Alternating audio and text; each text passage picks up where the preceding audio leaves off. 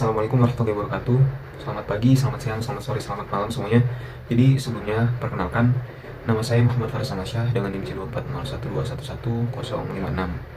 Jadi pada kali ini saya akan menjelaskan tentang materi, yaitu tentang materi pertumbuhan dari mata kuliah biologi perikanan. Jadi sebelumnya apa sih itu pertumbuhan?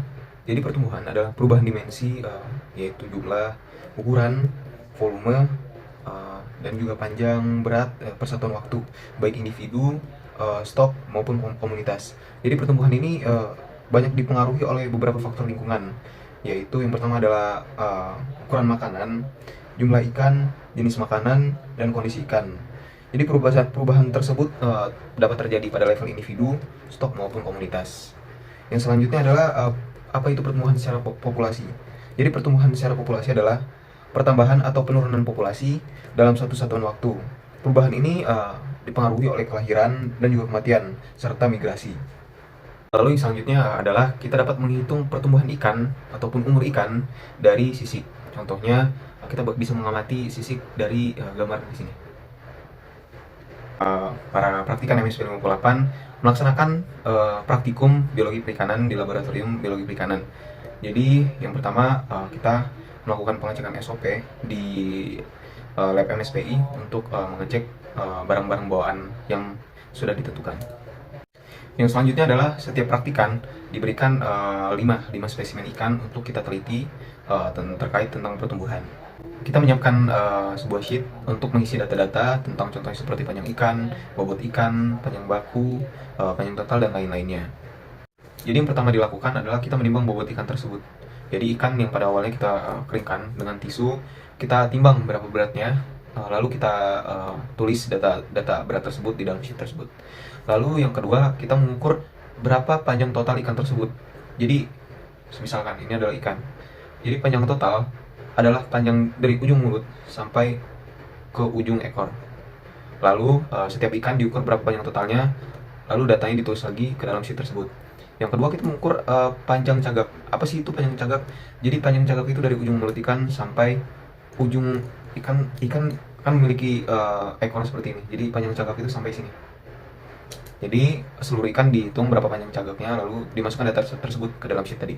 Lalu yang ketiga, kita menghitung berapa panjang baku dari ikan tersebut.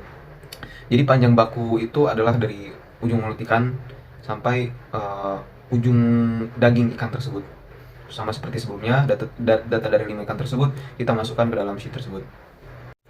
Yang selanjutnya adalah kita menghitung berapa sih ukuran bukaan mulut ikan tersebut. Jadi kita bisa menghitung bukaan mulut ikan tersebut dengan penggaris. Untuk lebih mudahnya, kita membuka mulut ikan tersebut menggunakan gunting untuk mendapatkan ukuran maksimal bukaan mulut ikan tersebut. Jadi gunting diambil, lalu dimasukkan ke dalam mulut ikan, lalu dibuka secara maksimal, lalu dihitung menggunakan penggaris berapa ukuran bukaan mulut ikan tersebut. Lalu dicatat dan dimasukkan ke dalam sheet data tadi. Lalu kita juga menghitung berapa sih tinggi dari ikan tersebut. Jadi tinggi ikan tersebut itu adalah dari ujung bawah sini sampai ujung bawah ini, ujung atas ini. Tapi tidak memasukkan tinggi dari sirip tersebut, hanya pada bagian dagingnya saja. Lalu setelah 5 dihitung berapa tinggi badannya, lalu dimasukkan datanya ke dalam sheet tadi. Lalu setelah melakukan pengukuran pada ikan tersebut, kita melakukan pembedahan. Jadi seluruh ikan, 5 ikan tersebut kita melakukan pembedahan. Tujuannya untuk mengetahui gonad dari ikan tersebut.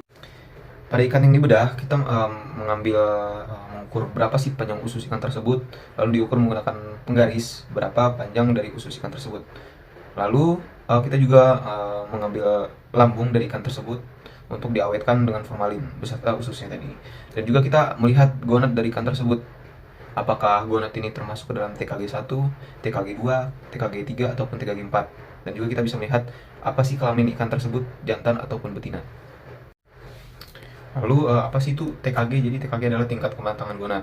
Jadi pada TKG 1 untuk ikan berkelamin jantan, pada TKG 1 itu tesnya terlihat seperti benang dan pendek dan memiliki warna jernih. Dan untuk betina, ovarinya sama seperti jantan, berbentuk seperti benang namun lebih panjang dan juga memiliki warna bening jernih.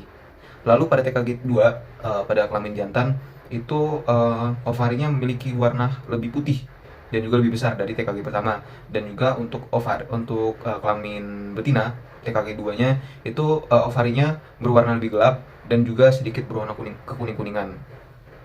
Lalu pada TKG 3 pada kelamin jantan, tes-tesnya semakin terlihat berwarna putih dan juga bergerigi dan semakin besar. Lalu untuk TKG 3 pada kelamin betina itu ovarinya berwarna kuning karena secara morfologi telur-telur ikan sudah kelihatan di dalam ovari tersebut. Pada TKG 4 pada kelamin jantan, pada kondisi diawetkan itu mudah putus dan juga tes-tesnya semakin pejal. Lalu pada TKG 4 pada kelamin betina, ovarinya semakin membesar, butir telur semakin terlihat berwarna kuning dan juga tidak memiliki butiran minyak, dan juga itu mengisi setengah ataupun 2/3 dari rongga perut. Lalu yang terakhir pada TKG terakhir yaitu TKG kelima pada kelamin jantan, tes-tes bagian belakang itu sudah kempis. Namun pada bagian dekat pelepasan itu masih berisi. Dan juga pada kelamin betina itu ovarinya itu berkerut dan juga berdinding tebal dan juga masih memiliki sisa-sisa telur pada bagian pelepasan.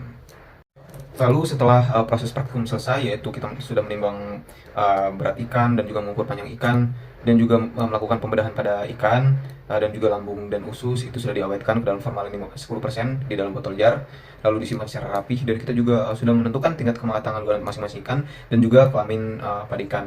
Lalu kita beres-beres alat-alat praktikum, kita cuci dan juga kita simpan dengan baik. Lalu kita melakukan evaluasi untuk praktikum yang lebih baik ke depannya. Lalu setelah itu semua selesai, praktikum pada hari ini dicukupkan. Mungkin itu saja yang bisa saya sampaikan tentang materi pertumbuhan dan juga tentang apa saja isi praktikum mata kuliah biologi perikanan pada hari ini. Terima kasih sebelumnya. Wassalamualaikum warahmatullahi wabarakatuh.